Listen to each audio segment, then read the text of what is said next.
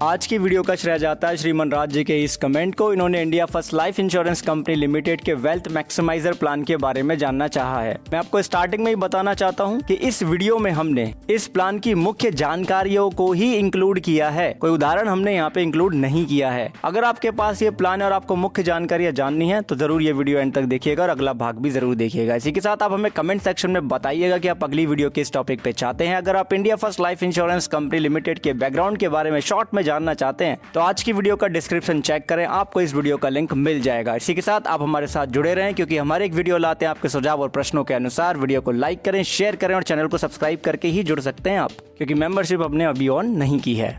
Hello everyone, बहुत बहुत स्वागत है आप सभी का। आप देख रहे हैं यू द रियल। मैं हूं आपका अपना निजी सलाहकार अमित राज शर्मा। चलिए आज की वीडियो शुरू करते हैं और जानते हैं जानकारी India first life insurance company limited के वेल्थ मैक्सिमाइजर प्लान की। अब जैसे कि इसका नाम हमें इंडिकेट कर रहा है कि ये एक यूलिप प्लान है, लेकिन थोड़ा अलग हटके। क्यों? क्योंकि जब हम पॉलिसी डॉक्यूमेंट को पढ़ते हैं तो हमें पता चलता है it's a unit linked plan. अब यूनिट लिंक का क्या मतलब है? यूनिट लिंक का मतलब है कि हम जब प्लान लेंगे और जो भी हम फंड ऑप्शन चुनेंगे उसके माध्यम से हमारा प्रीमियम मार्केट में इन्वेस्ट करेगी कंपनी, चार्जेस डिडक्ट करने के बाद में। ठीक है जी। नॉन पार्टिसिपेटिंग का मतलब है कि कोई भी बोनस, जैसे कि नॉर्मल एंडोमेंट पॉलिसी में होता है कि कंपनी बोनस अनाउंस करती है, ऐसा कुछ नहीं होगा। सिर्फ और सिर्फ जो पैसा हमारा मार्केट में लगाया गया है उसका जो फंड वैल्यू होगा वही हमें वो पे करेगी, राइट। एक्स्ट्रा कोई बोनस नहीं देगी, जो भी कुछ होगा मार्केट बेस्ड होगा। अब लाइफ इंश्योरेंस एंडोमेंट प्लान है। लाइफ इंश्योरेंस है तो पॉलिसी टर्म के दौरान हमारा लाइफ कवर बना रहेगा। अब एंडोमेंट प्लान है, यहाँ पे लाइन इसलिए जोड़ी गई है क्योंकि इस प्लान में कुछ बेनिफिट्स ऐसे हैं जिनके माध्यम से फंड वैल्यू को डेली बेसिस पे ट्रैक करके कुछ एक्स्ट्रा परसेंटेज हमारे फंड वैल्यू में जोड़ी जाएंगी, राइट, जो कि फंड की परफॉर्मेंस के ऊपर ही निर्भर करेगा। ओके, और हम कौन सा ऑप्शन चुन रहे हैं इन्वेस्टमेंट के लिए उसके आधार पे, जिससे हमारा रिटर्न होगा थोड़ा बढ़ सकता है अगर फंड अच्छा परफॉर्म करता है तो। ओके जी, तो ये चीज आपको यहाँ पे क्लियर है। आइए अब हम बात करते हैं एलिजिबिलिटी क्राइटेरिया की। अगर आप India first life insurance company limited का वेल्थ मैक्सिमाइजर प्लान लेंगे तो प्लान लेने की जो आयु सीमा रखी गई है वो 5 साल से लेकर 65 साल की है, और जो मेच्योरिटी एज का लिमिट है वो 18 साल से लेकर के 90 साल तक का रखा गया है। बात आती है प्रीमियम पेमेंट टर्म की, तो यानी कि आप सिंगल पे करना चाहते हैं वन टाइम प्रीमियम तो भी आप कर सकते हैं। बाकी 5 साल, 10 साल, 15 साल और 20 साल का आपको प्रीमियम पेमेंट टर्म मिलेगा, या फिर आप जितने साल का पॉलिसी टर्म लेंगे उतने साल का भी प्रीमियम पेमेंट टर्म ले सकते हैं। पॉलिसी टर्म के 2 ऑप्शन हैं। अगर आप सिंगल प्रीमियम का ऑप्शन लेते हैं तो 5 साल से लेके 30 साल, आइदर 10 साल से लेके 85 साल तक का पॉलिसी टर्म है। लिमिटेड पे का क्या मतलब है? यहाँ पे लिमिटेड पे का मतलब है 5 साल, 10 साल, 15 साल या 20 साल तक प्रीमियम पे करना। ओके, और रेगुलर पे का क्या मतलब है कि जितने साल का पॉलिसी टर्म उतने साल प्रीमियम पे करना। ओके जी। अब हम जानेंगे यहाँ पे प्रीमियम की लिमिट को और मोड ऑफ प्रीमियम को। वीडियो को कर लेंगे हम फुल स्क्रीन पे, तो हम यहाँ पे देखेंगे कि अगर हम रेगुलर पे या लिमिटेड पे ऑप्शन लेते हैं और मासिक प्रीमियम अगर पे करना चाहते हैं तो 20,833 रुपए हमें हर महीने पे करने होंगे। अगर हम तिमाही प्रीमियम पे करना चाहेंगे तो 62,500 रुपए। अगर हम छमाही प्रीमियम पे करना चाहेंगे तो 1.25 लाख रुपए कम से कम, और अगर हम सालाना प्रीमियम पे करना चाहेंगे तो 2.5 लाख रुपए। तो इससे हमें क्लियर हो गया कि लो इनकम के लिए ये प्लान बिल्कुल भी नहीं है, मार्केट बेस्ड प्लान है। रिस्क आपका है, जोखिम आपका, प्रॉफिट भी आपका है, बस कंपनी इस पे चार्जेस लेगी। सिंगल प्रीमियम का मिनिमम लिमिट रखा गया है 5 लाख रुपए का। बात आती है सम अश्योर्ड के लिमिट की। मिनिमम जो सम अश्योर्ड आप ले सकते हैं अपनी सालाना बेसिक प्रीमियम का 7 गुना तक ले सकते हैं, और अगर आप सिंगल प्रीमियम पे कर रहे हैं तो उसका 1.25 गुना, यानी कि आपके सिंगल प्रीमियम का 125% तक आपको सम अश्योर्ड मिल जाएगा। इसी के साथ आप इस प्लान में टॉप अप प्रीमियम भी ऐड कर सकते हैं, जैसे यूलिप प्लान में होता है। मिनिमम लिमिट है 10,000 रुपए का होना चाहिए आपका टॉप अप प्रीमियम, और टॉप अप प्रीमियम का जो सम अश्योर्ड होगा वो टॉप अप प्रीमियम का 1.25 गुना होगा, राइट। ठीक है जी, ये चीज भी हमें यहाँ पे क्लियर हो चुकी है। अब बात आती है फंड ऑप्शन की, तो हमें अलग अलग 7 तरीके के फंड ऑप्शन हमें मिल जाते हैं। पहला फंड है इक्विटी वन फंड, जिसमें कि मिनिमम जो असेट्स एलोकेशन होगा, यानी कि जो हमारा प्रीमियम होगा वो 80% जो होगा मिनिमम वो इक्विटी में जाएगा ही जाएगा। ओके, तो यानी कि हाई रिस्क होगा क्योंकि इक्विटी में रिस्क रहता है, ये चीज आप जानते हैं। डेब्ट फंड में, जहाँ पे आपको जोखिम बहुत कम रहता है डेब्ट फंड में, इसमें लिमिट रखी गई है 0% इक्विटी में, 70% कम से कम डेब्ट फंड में, बाकी मनी मार्केट में जा सकता है, राइट। तो मीडियम कैटेगरी का रिस्क प्रोफाइलिंग है। बैलेंस फंड की बात करें तो यहाँ पे कम से कम 30% जो आपका अमाउंट रहेगा वो डेब्ट फंड में रहेगा, कम से कम 50% इक्विटी में रहेगा। तो दोनों का कॉम्बिनेशन देखने के लिए मिल रहा है, इसलिए यहाँ पे high to medium risk category का प्रोफाइल कैरी करता है बैलेंस्ड फंड 1।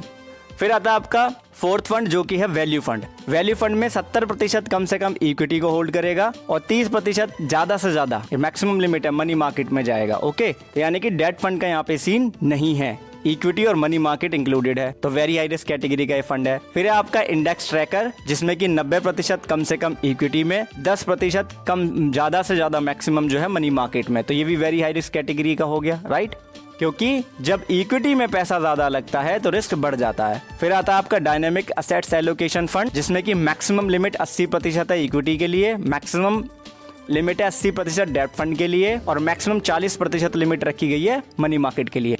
ये विंडो है, इससे कम भी इन्वेस्ट होगा, राइट।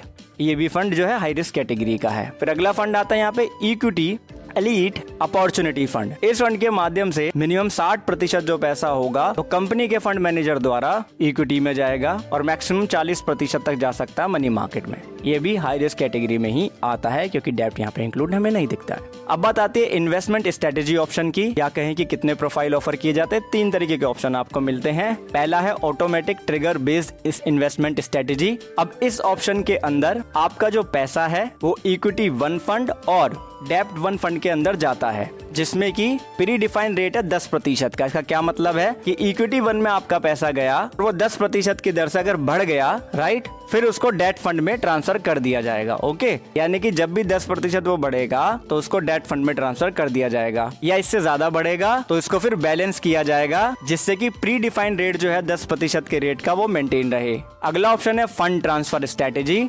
इस ऑप्शन के अंदर आप अपनी इच्छा से फंड ऑप्शन चुनेंगे, क्योंकि 7 फंड ऑप्शन है, तो आप कोई भी 2 ऑप्शन चुन लेंगे। जैसे कि डेप्ट ओरिएंटेड फंड आपने चुन लिया, दूसरा चुन लिया इक्विटी ओरिएंटेड। ओके, तो सबसे पहले इसमें क्या होगा, फंड ट्रांसफर में आपका जो पैसा है वो जाएंगे डेट फंड में। ओके, क्योंकि आपका जो पैसा इन्वेस्ट होगा तो आपको यूनिट मिलेंगी, डेट फंड में जाएगा और डेट फंड के बाद में मंथली बेसिस में पूरे साल इक्विटी फंड में वो ट्रांसफर होता रहेगा।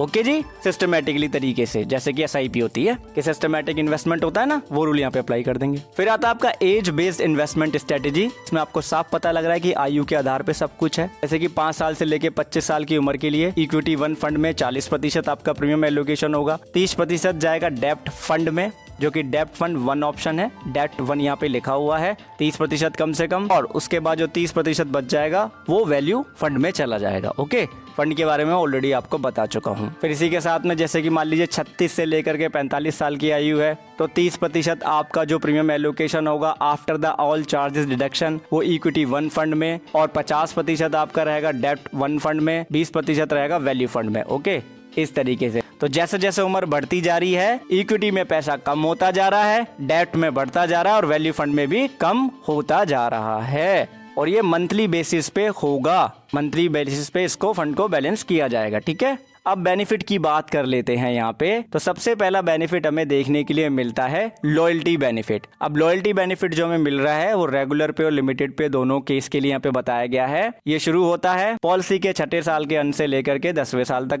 क्या रेट, वो हमें रेट जो है बताया गया है, शुरू हो जाएगा पॉलिसी के 6ठे साल के अंत से। अब यहाँ पे लिखा है कि पॉलिसी के 6ठे साल के अंत से लेकर 10वें साल के अंत तक आपका प्रीमियम कितना भी हो, आपके फंड वैल्यू का 0.35% आपको मिल जाएगा यहाँ पे लॉयल्टी बेनिफिट। ठीक है जी, चाहे प्रीमियम आपका 2.5 लाख का हो, चाहे 5 लाख का हो, चाहे उससे ज्यादा भी हो, कोई फर्क नहीं पड़ेगा, रेट फिक्स है यहाँ पे। और जब पॉलिसी का 11वां साल अंत होगा उसके बाद में जितना भी आपका पॉलिसी टर्म है, अगर प्रीमियम 2.5 लाख रुपए से लेके 5 लाख रुपए से 1 रुपया कम है तो 0.50% आपके फंड वैल्यू का, और अगर प्रीमियम 5 लाख रुपए से लेकर के 10 लाख रुपए से 1 रुपया कम है तो 0.75%, अगर प्रीमियम 10 लाख रुपए उससे ज्यादा है तो 0.80% आपके फंड वैल्यू का आपको लॉयल्टी बेनिफिट मिल जाएगा रेगुलर पे और लिमिटेड पे के लिए। अगर आपने सिंगल प्रीमियम पे किया है तो लॉयल्टी बेनिफिट होगा 0.25%, किसका, एवरेज डेली फंड वैल्यू का। तो डेली ट्रैकिंग होगी और पॉलिसी के 6ठे साल के अंत से ही मिलना चालू होगा। ठीक है जी, ये चीज हमें यहाँ पे क्लियर हो गई है। अब हम अगले बेनिफिट की तरफ चलते हैं जो कि है profit booster benefit. Profit booster benefit भी हमें निश्चित प्रतिशत की दर से मिलता है। यहाँ पे साफ साफ लिखा है कि हर 5 साल के बाद ये मिलना शुरू होगा, लेकिन ये मिलना आपको शुरू होगा पॉलिसी के 10 साल कंप्लीट होने पे। यानी कि जब पॉलिसी के 10 साल कंप्लीट हो जाएंगे उसके बाद हर 5 साल पे आपको प्रॉफिट बूस्टर बेनिफिट मिलेगा। कितना, 1% आपके एवरेज फंड वैल्यू का। ठीक है, लेकिन हम यहाँ पे नीचे साफ देख सकते हैं लिखा हुआ है कि अगर आपने सिंगल प्रीमियम पे किया है तो प्रॉफिट बूस्टर बेनिफिट यहाँ पे इंक्लूड नहीं किया जाएगा। ये चीज़ बिल्कुल क्लियर हमें यहाँ पे दिख रही है। ठीक है जी। अब चलते हैं नेक्स्ट ऑप्शन की तरफ, जो कि है loyalty advantage benefit. Loyalty advantage benefit भी आपको पॉलिसी के छठे साल के अंत से मिलना यहाँ पे चालू हो जाएगा। इसका भी प्रीफिक्स परसेंटेज है, डिटेल हमारी स्क्रीन के ऊपर आ रही है। और लॉयल्टी एडवांटेज बेनिफिट भी सिंगल प्रीमियम के केस में आपको पेबल नहीं होगा। अगर आपने लिमिटेड 5 पे यानी कि 5 साल का प्रीमियम पेमेंट टर्म का ऑप्शन लिया है तो लॉयल्टी एडवांटेज बेनिफिट नहीं मिलेगा, क्योंकि छठे साल के अंत से मिलना चालू होता है। लिमिटेड 10 पे का मतलब है कि 10 साल का प्रीमियम पेमेंट टर्म लेंगे तो ऐसे में आपका प्रीमियम कितना भी हो, आपको जो लॉयल्टी एडवांटेज मिलेगा वो 0.10% मिलेगा एवरेज डेली फंड वैल्यू का। ठीक है। अगर आप 15 साल का प्रीमियम पे करने का ऑप्शन लेते हैं या 20 साल का लेते हैं या रेगुलर पे ऑप्शन लेते हैं, नहीं जितने साल का पॉलिसी टर्म उतने साल का प्रीमियम पेमेंट टर्म, तो 0.15% की दर से आपको लॉयल्टी एडवांटेज मिल जाएगा एवरेज फंड वैल्यू का। मेच्योरिटी पे आपको क्या मिलेगा जी, फंड वैल्यू मिल जाएगा, जितनी भी इकट्ठा आपको टोटल मिला के at the date of maturity बैठेगा। इसमें 2 ऑप्शन है, लमसम भी ले सकते हैं या आप 5 साल की किस्तों में भी ले सकते हैं मंथली बेसिस पे। अब ये जो किस्तों में आप ले रहे हैं मेच्योरिटी बेनिफिट, इसको कहा जा रहा है सेटलमेंट बेनिफिट, यानी कि सेटलमेंट पीरियड इस है इसका कितना, 5 साल का। अब सेटलमेंट बेनिफिट मान लीजिए चुन लिया आपने, बेनिफिट ले लिए मेच्योरिटी इंस्टॉलमेंट में मंथली बेसिस पे, कितना क्या होगा एग्जैक्टली कंपनी ही बता पाएगी इसके बारे में, ये चीज ध्यान रखिएगा। अगर डेथ हो जाएगी सेटलमेंट पीरियड के दौरान तो फंड वैल्यू जो है उसका कंपैरिजन किया जाएगा टोटल पेड प्रीमियम का 105% निकाल के, दोनों में से जो भी हाई होगा वो डेथ बेनिफिट होगा। और सेटलमेंट पीरियड के दौरान आपको स्विचेस अलाउ नहीं होंगे और पार्शियल विड्रॉल भी अलाउ नहीं होगा, ये चीज आप ध्यान रखिएगा। अब यहाँ पे बात आती है रियल डेथ बेनिफिट की, यानी कि नॉर्मल तरीके से अगर पॉलिसी टर्म के दौरान बीमा धारक की मृत्यु हो जाती है तो टोटल पेड प्रीमियम जो होगा base premium till the date of death उसका 105% निकाला जाएगा, उसका कंपैरिजन किया जाएगा फंड वैल्यू से, फिर सम अश्योर्ड में से पार्शियल विड्रॉल घटा देंगे अगर पिछले 2 साल में किया है बीमा धारक द्वारा, तो फिर तीनों का कंपैरिजन करेंगे, जो भी हाई होगा वो डेथ बेनिफिट होगा, जो कि नॉमिनी को यहाँ पे कर दिया जाएगा। अब बात आती है स्विचेस की। आप एक फंड से दूसरे फंड में अपनी यूनिट को तभी स्विच कर सकते हैं जब बीमा धारक की आयु 18 साल की हो कम से कम।